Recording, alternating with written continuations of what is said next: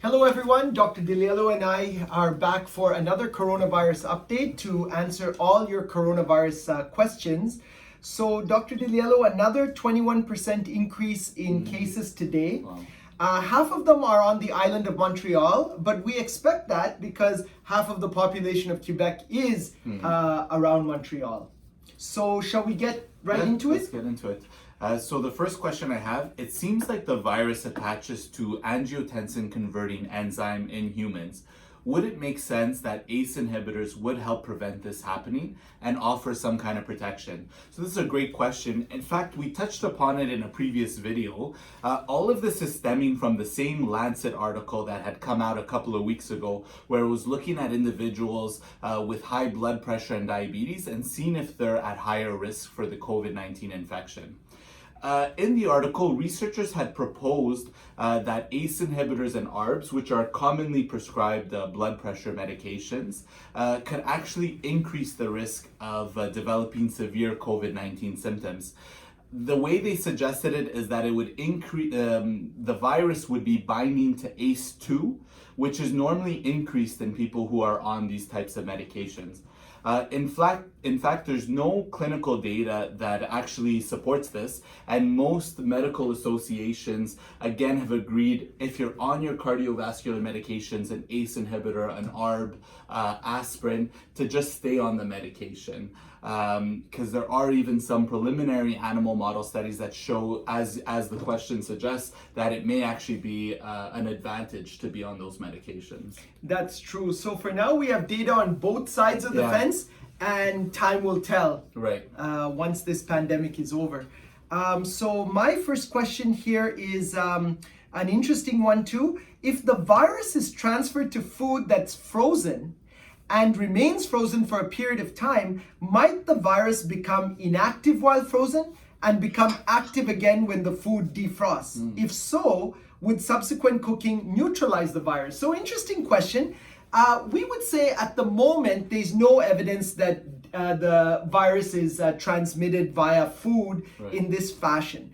Now, there's some theoretical risks. So for example, if somebody coughed onto some food and then that food was suddenly flash frozen, yes, perhaps it could preserve the virus in some fashion for a certain period of time. But the chances of that happening would be low, and I think that's an unlikely thing. Now, if we've learned something from the SARS virus, we know that cooking the food for more than 3 minutes at 149 degrees Celsius would definitely neutralize it. So that, if it's similar to the SARS virus, that would be the case. Now, keep in mind, everyone, though, that we learn things as we go along during this pandemic. And we've learned that probably this form of contamination and transmission is extremely low. And also, we need to keep washing our hands. We need to keep our hands away from our face. But the transmission from contaminated surfaces is probably also not the primary fashion.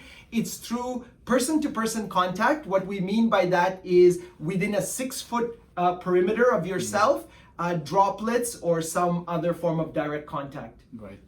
So it seems like the risk is already very, very low. Yes. And then on top of it, the food is frozen. You'll have to cook it anyway. So even just cooking or rewarming it should kind of denature the virus itself. That's true.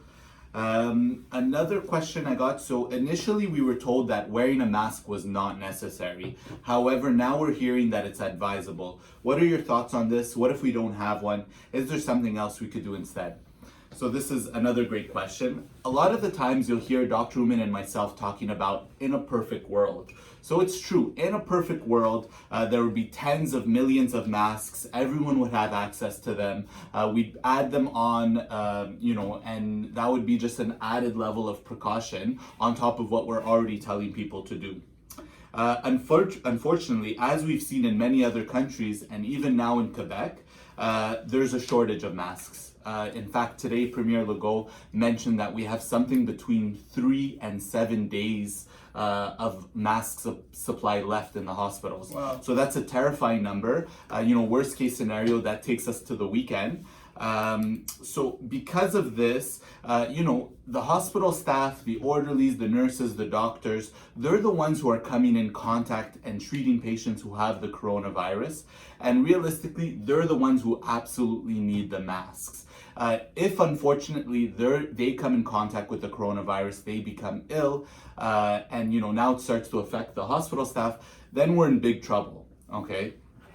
At the same time, if everyone is just to remain at home, maintain that social distance, wash their hands, then realistically speaking, there's no need for the mask in these cases. So really, I agree, in a perfect world, we would all have them, but in this case, it seems to be okay if you don't. Let's save them for our primary care workers that are kind of in the midst of it and need it most.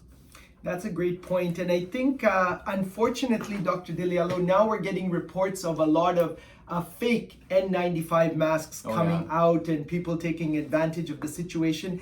And just to follow up on what John was saying, I'm going to go out on a limb here and I'm going to say that standing 6 foot away from somebody at this moment, given all that we know in the context and the resources, is as good as wearing an N95 mask. That goes to what we talked about, this invisible barrier that we want to keep, that 6 foot perimeter around, probably as good as anything, seems to be working. And that also reminds me to tell you about this COVID-19 guide has really the core text on everything we need to know about the coronavirus and social distancing and how it's going to save lives. So those of you who haven't seen it or requested it yet, let us know and we'll get that out to you. I have one here that came in this week, and the listener asked, we see people recovering from COVID-19 like Madame Sophie Gregoire Trudeau. Does this mean that she or anyone else who has recovered could technically go back to life as usual because they're no longer at risk of getting the infection? So another great infection. So we're learning a lot of this as we go, but from all that we know and all that we understand about viruses, from the cold virus to similar type of COVID type SARS viruses, is that there should be very effective immunity once you are infected and recovered. Meaning that the chance of getting another infection or turning positive again for a certain period of time should be extremely low. So I would predict that you are immune once you get the infection, and probably for a couple of years. Maybe not forever, but for a couple of years. So she's likely protected personally. And can she return to usual life? We would say that yes, for the most part, she can go out. She's personally protected.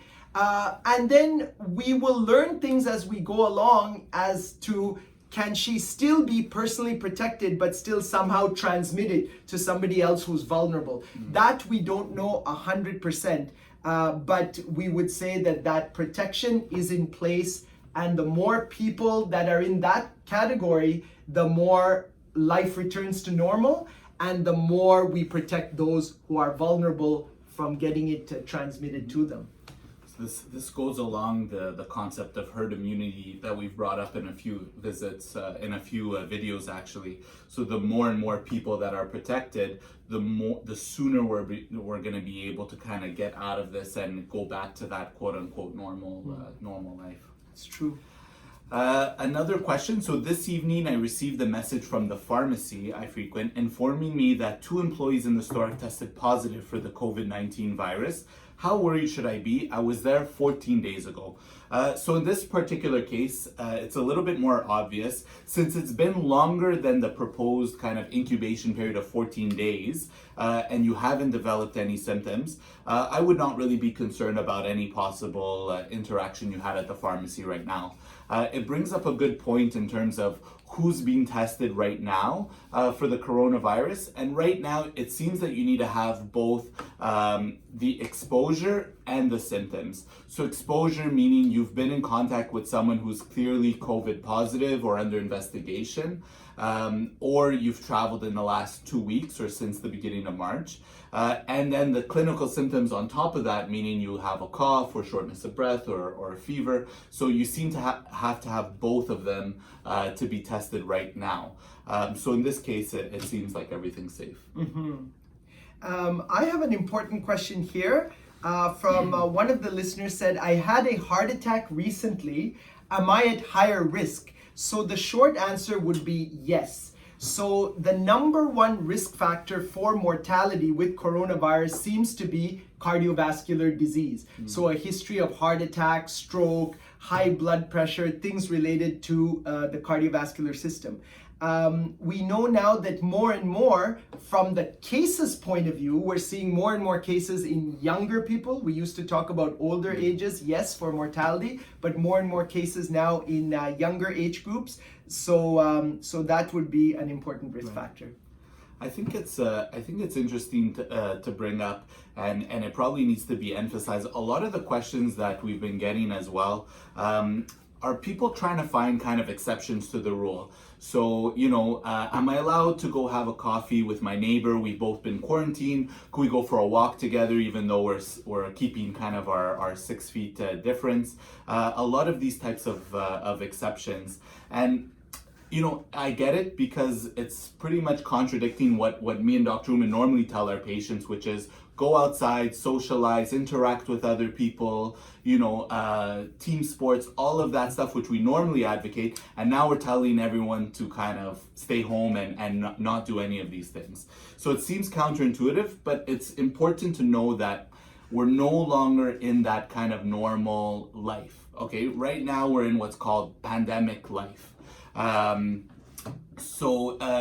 Maybe you grew up or your parents or grandparents grew up going through some sort of war or wartime. This is essentially what we're calling the invisible enemy. So a war against an invisible enemy. We can't see what's going on. But essentially the way you should think of it is anytime you step outside of the house, you're putting yourself at risk. So I think we all just need to kind of hunker down and stay home, stay safe. And although we're trying to find exceptions to the rules, the sooner we all realize that, we're in a bit of a different situation right now, the sooner this is all going to go away. So I think on that note, we'll say, to everyone, stay safe and best of health. Be safe, everyone.